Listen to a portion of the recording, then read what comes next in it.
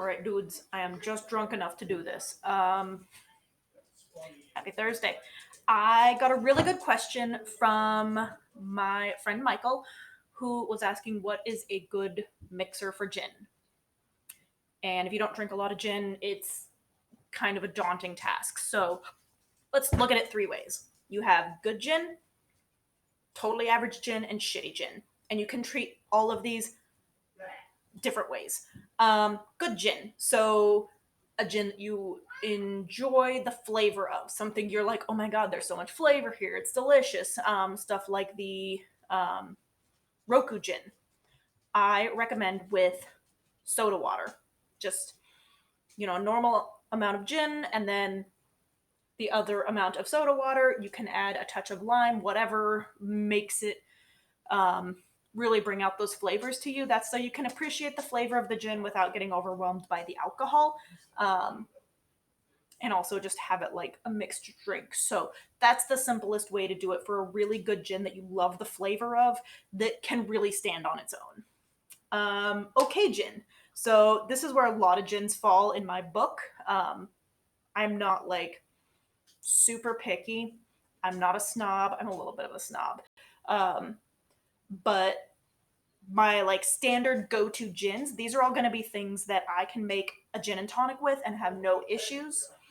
Right now, for and for an inexpensive but like good quality gin, I'm really digging the Prairie Organic. It's got a really good flavor balance. It merges beautifully with gin and tonic. I just had one, so it's pretty ace. Um, so gin and tonics. I was also telling Michael, your drink is going to change depending on the tonic water you use. So typically, I use just a cheap whatever tonic water. If I wanted a different experience, I would get a different tonic water, not necessarily a different gin, because all tonic waters are not created equal. The standard you're going to find is either like the Fago or Canada Dry tonic water. You can have diet tonic water, regular tonic water, and then you can go all the way up to like the really nice quality, like Fever Tree, elderberry, elderflower, whatever tonic water, which is also delicious as fuck and goes beautifully with almost everything. But your tonic water is not a solo sort of experience. It can vary so widely depending on what kind of tonic you get. So, gin and tonics. Um, the other thing you can do with a medium to okay gin are things like uh,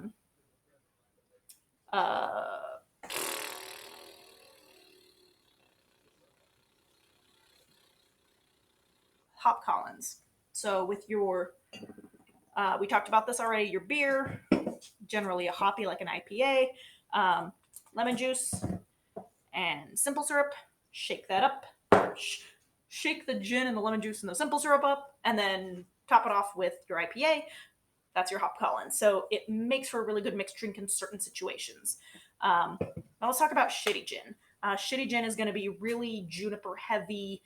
It's not going to have a lot of flavor outside of that of flocking or how flocking smells. So very Christmas tree sort of shenanigans. In that case, it goes super well with fruit juices or fruit sodas. I love a good gin and pineapple soda. You usually have to go to Mexican markets for that, but it's pretty tasty. The other things that are a little bit easier to find that go really well are ginger ale or ginger beer. Both of those have enough earthy elements that the super like botanical, like Christmas tree sort of flavors don't necessarily um, overtake the rest of the drink. So you need a pretty flavorful soda or mixer for not great gins. So that's kind of the way I would go with that. Um, Alternatively, you can use it to clean your drains. Whatever works for you. And I'm going to do two mini reviews before I finish up tonight because 5 minutes of me telling you what to mix gin with isn't super fun. These both came to me from my friend Jackie, who was like, I don't know anything about gin, so I just got a bunch of mini bottles, and it was great. First one here is a Hoffland London Dry Gin, and it's got a pheasant on the front, which I think is marvelous and delightful, and pheasants are super cute. And this is made in Holland, which you don't see a lot when it comes to gin. So that's kind of interesting. And I just have a little glass of ice here. So London dry gins tend to be a little bit more astringent. They've got more of that like junipery bite to them. Yeah, this is a really nice, like just traditional London dry gin. It's not super botanical or herby. There's not a ton of flavors going on. One thing I really do like about this, though,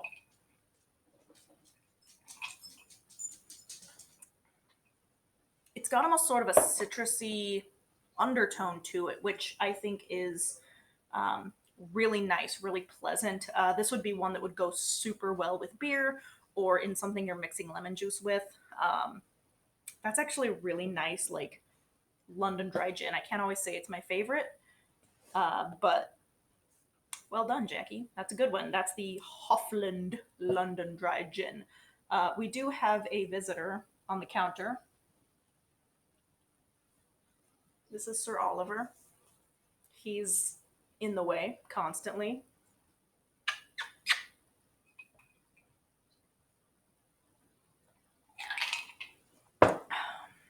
Mm.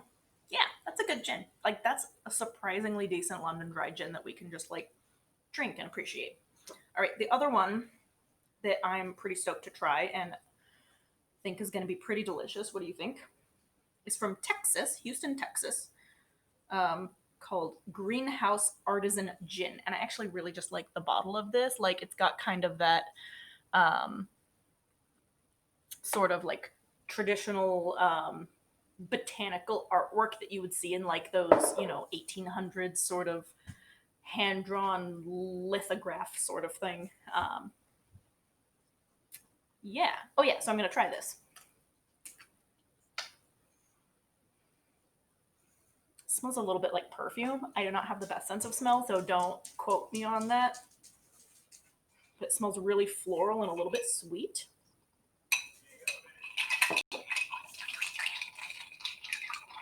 I just like to mix it with ice to get it nice and cold because I think that gives you a better flavor experience. Plus, as we talked about, I think in the first episode, having a little bit of water with your alcohol tends to release a lot of the flavors that are happening there.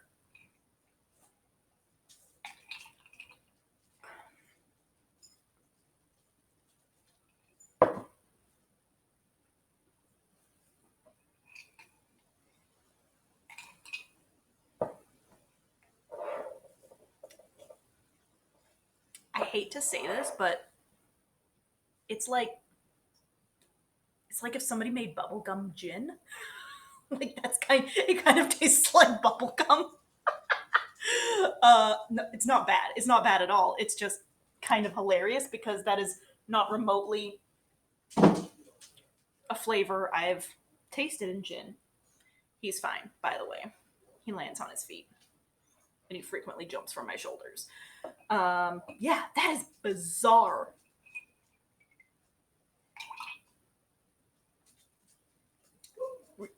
Bubblegum. It's literally like that's the only descriptor I can come up with. So that's fucking fascinating. And I'm very curious to kind of try how this is going to mix in with some other things. So yeah, the Greenhouse Artisan Gin. Very cool. Well done again, Jackie. Judging things by their labels has worked out really well for you. The other thing that Jackie did get me was this a little mini bottle of the Prairie Organic, which I have the big bottle of. So it's very cute, but it's not going to last long in this household because we're at like the last sip in this big guy. Speaking of this Prairie Organic, this is a really well priced gin for the quality of it. Um, this one I think retails for around $22 for this big. What size is this? 1.75 liter jug o gin. Um, so yeah, pretty good price for a pretty quality gin. So that was some mini reviews, some mixer recommendations, And I gotta find something that works with this greenhouse gin because this is just fucking weird. Like, you know those bubblegum scratch and sniff stickers? That's what this tastes like. It is the weirdest experience of my life. I bet it's gonna be real good with something though. I'll figure it out and let you guys know. Take care and stay safe.